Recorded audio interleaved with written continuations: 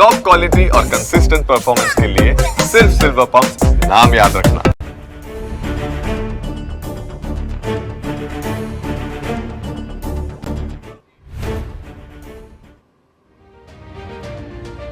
નમસ્કાર, સમાચારો સાથે હું છું જયેશ।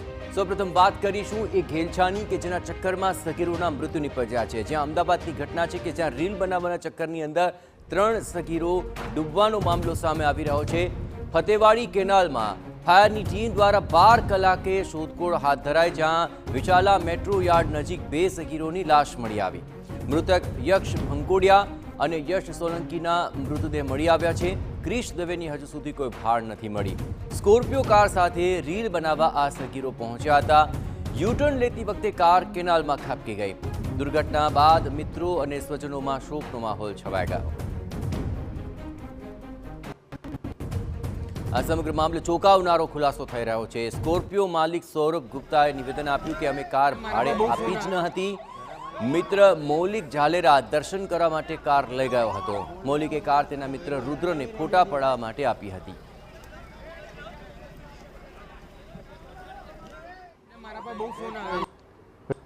રીલના ચક્કરમાં 3 યુવકોએ જીવ ગુમાવ્યો છે અને 3 મિત્રો રીલ બનાવતા હતા અને 3 મિત્રોને ગાડી ચલાવતા આવડતું ન હતું, છતાં પણ સ્કોર્પિયો ગાડી તેને ફોટો પડાવવાને રીલ માટે લીધી હતી। જે સ્કોર્પિયો કારના માલિક છે સૌરભ ગુપ્તા, તેની સાથે વાત કરશું।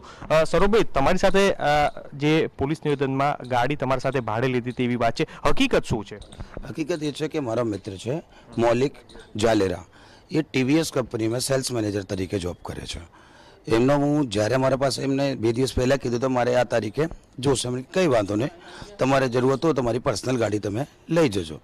એમનો હું જ્યારે ગાડી લઈ ગયા તેમનો મારા પાસે સીસીટીવી ફૂટેજ છે, એમનો ઓરિજિનલ લાઇસન્સ બી મારા જોડે છે।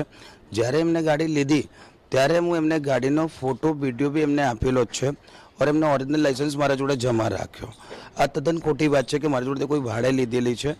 એમને મારાથી મિત્રતા તરીકે લીધેલી છે ગાડી ઓર એમનાથી કોઈ આગળ જે કંઈ થયો હોય એ મને નહીં ખબર। એમનો ઓરિજિનલ લાઇસન્સ આ સુધી બી મારા પાસે છે। મૌલિકભાઈ બી અત્યારે મારા જોડે જ છે। કઈ રીતના તમારા પાસે શું લઈને એમને કીધી હતી કે ભાઈ હું આટલા તારીખે આપી દઈશ કે આટલા કલાકો માટે લઈ જઈશ કે શું કીધું હતું? એમને ખાલી કીધું કે મારે અહીંયા દર્શન કરવા જવું છે। સૌરભભાઈ, હું તમને ટીવીએસમાં એટલો ડિસ્કાઉન્ટ આપ્યો છે। મને કંઈ વાંધો નહીં, તમે મિત્ર તરીકે લઈ જાઓ, પણ મારે એક સ્વભાવ છે કે કોઈ બી માણસો હું એનો લાઇસન્સ લીધા વગર મારી પર્સનલ ગાડી કોઈને આપતો નહીં। તો એ જે ટાઈમે મારા સીસીટીવી ફૂટેજમાં ક્લિયર દેખાઈ દે છે કે મને લાઇસન્સ આપે છે। આજે બી ઓરિજિનલ લાઇસન્સ એમનો મારા પાસે છે। તમારે ટૂર્સ એન્ડ ટ્રાવેલર્સનું એ શું છે અને જે વાત છે હકીકત કે તમે જે 3500 રૂપિયા આપી અને લીધેલી છે, આપી છે લોકો? એકચ્યુઅલી એમાં શું હતું કે મારી ગાડીમાં 3600 રૂપિયાનો ડીઝલ હતો। એમને કીધું ગાડી તમે લઈ જાઓ, મારો જે ડીઝલ છે અંદર એ ડીઝલના તમે ખાલી મને પૈસા આપી દેજો। તો એમને મને ઓનલી ફોર ડીઝલના પૈસા આપ્યા છે। બાકી એમને મારા જોડેથી કોઈ આ તરીકેનો કોઈ વ્યવહાર નહીં થયેલો। ઓલરેડી હું એમના શોરૂમ ઉપર 4 વખત ગયેલો છું। એમના ત્યાં મારી ટીવીએસની જુપિટર એમના ત્યાંથી જ લીધેલી જ છે। કોને ત્યાંથી? મૌલિકભાઈ ઝાલેરા ને છે, એ સેલ્સ મેનેજર છે। એમને તમને ડિસ્કાઉન્ટ કરીને 12000નો ડિસ્કાઉન્ટ બી અપાયેલો છે અને બિલ બી મારા જોડે છે। મૌલિકભાઈ સાથે છે। મૌલિકભાઈ, તમે મિત્ર તરીકે એમની ગાડી લીધી હતી, તમે કોને બીજાને આપી હતી ને આખી આ ઘટના બની? મેં સૌરભભાઈ જોડેથી ગાડી લીધી, મારા મિત્ર છે। મેં મારા બહાર ફરવા જવાનો પ્લાનિંગ હતો તો મેં એમની પાસે ગાડી લીધી। હવે મારો ફ્રેન્ડ છે રુદ્ર, હવે એ મારી સાથે જ હતો। એને મને કીધું કે મારે ફોટા પડાવવા છે અને પછી મારે ઓફિસથી ફોન આવ્યો એટલે હું ઓફિસે ગયો। મેં કીધું તું વાંધો નહીં, ફોટા પડાવી લે। મેં કીધું પછી તું આવી જજે ઓફિસે। તો એ ભાઈ ત્યાંથી કે વસ્ત્રાપુર લેક કે મારે જવું છે, ત્યાંથી મેં એને ગાડી આલી। ત્યારે એ ત્યાં ફોટા પડાવતો હતો અને પછી હું તો ઓફિસે જતો રહ્યો। પછી એને કોને આલી શું થયું કંઈ ખબર જ નથી મને। ક્યાં આગળથી તમે ગાડી એને આપી અને પછી આ રીતના એ ફોટા પડાવવા માટે લઈ ગયો, તમને કેવી રીતના જાણ થઈ? મને સૌરભભાઈએ કીધું કે આવી રીતના કે કેનાલમાં ગાડી ગઈ છે, ત્યારે મને ખબર પડી। બાકી હું તો શોરૂમે જ હતો, મારે શોરૂમથી ફોન આવ્યો હતો એટલે હું શોરૂમે જ હતો। એને મેં ત્યાં વસ્ત્રાપુર લેક આગળ મેં એને ગાડી આપી હતી। એ કે મારે અહીંયા ફોટા જ પડાવ્યા વસ્ત્રાપુર લેક આગળ।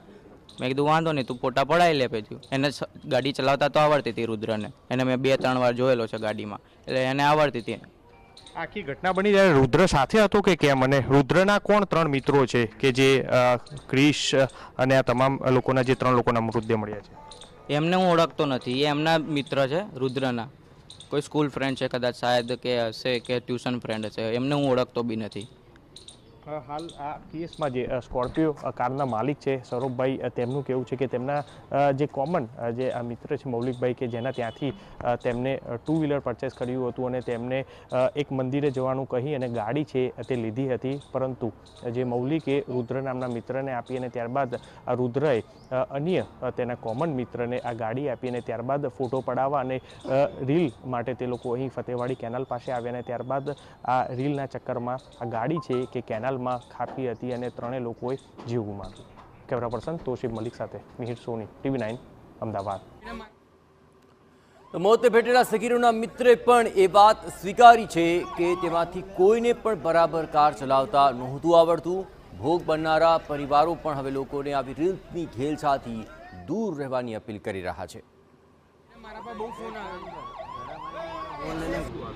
અમે લોકો તો 10 વર્ષથી બધા ભાઈબંધો જ છે. અમે લોકો નાના હતા ત્યારથી સિનિયર જુનિયર થઈને એવી રીતે બધા જોડે જ હતા. પણ કાલે અમે લોકો રોજ જોડે જ બેસીએ, પણ કાલે એ લોકોને નવી ગાડી જોઈ અને ભાડે એનો ફ્રેન્ડ લાવ્યો હતો, એટલે એ લોકોને નવાઈ લાગી કે અમારે બી ટ્રાય કરી છે. એ લોકોને સરખી આવડતી નથી, તો એમાં એ ટર્ન મારવા રહ્યા. એમાંથી 2 જણા પાછળ સ્નેપ ને ઉતારવા માટે બેઠા હોય, તો ટર્ન મારવા રહ્યા અને ટર્નના બદલે એક્સિડન્ટના બદલે બ્રેક લાગી. પછી એમાં એમાં આવું થયું. કોણ ચલાવતું હતું? યક્ષ પંખોડિયા જેની અત્યારે બોડીમાં. અત્યારે બધા દીકરાઓના માતા પિતાએ હવે આ જોવા પછી તરત જ દીકરાઓને સચેત કરી દેવો પડે કે આ રીલના ચક્કરમાં પડવું નહીં, કારણ કે આ રીલ માતા પિતાઓ પણ પોતાના દીકરાનું ધ્યાન રાખવું પડે એવું અત્યારે સબક શીખવા મળ્યો છે. એટલે બધા દીકરાઓ સમજી જવું જોઈએ. અને આ અત્યારે બધાને આખો એક યુગ ચાલી રહ્યો છે કે આ રીલ બનાવવાનો, તે આપણે ના કરવું જોઈએ. માતા પિતાનું વાત માનીને દીકરાઓ બધું સમજવું જોઈએ. તમારા મા બાપ, તમારા પરિવારના ભાઈ બહેનને તકલીફ આવી થાય. અમારા 3 પરિવારના દીકરાઓ અમે આજે ગુમાવ્યા છે. 2 હાથ જોડીને વિનંતી કરું બધું. મારા પર બહુ ફોન આવે.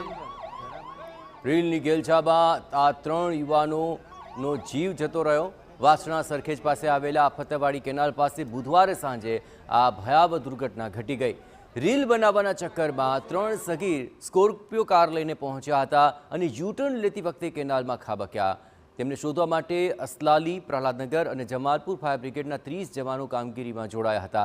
વાસણા બેરેજનું કેનાલમાં જતું પાણી બંધ કરી દેવાયું અને ભારે જહેમત બાદ ફાયર બ્રિગેડની ટીમે સ્કોર્પિયો કાર બહાર કાઢી હતી. કલાકોની શોધખોળ બાદ યક્ષ ભંકોડિયા અને યક્ષ સોલંકી નામના સગીરોની લાશ મળી છે. પ્રાથમિક તપાસમાં સામે આવેલી વિગતો અનુસાર 3500 રૂપિયામાં 4 કલાક માટે કાર ભાડે લીધી હતી અને તેઓ તેની સાથે રીલ બનાવી રહ્યા હતા. સૌ મીડિયામાં છવાઈ જવાની અને પોતાનો વટ પાડવાની ઘેલછામાં આ યુવકોને આ કારનામું ભારે પડ્યું.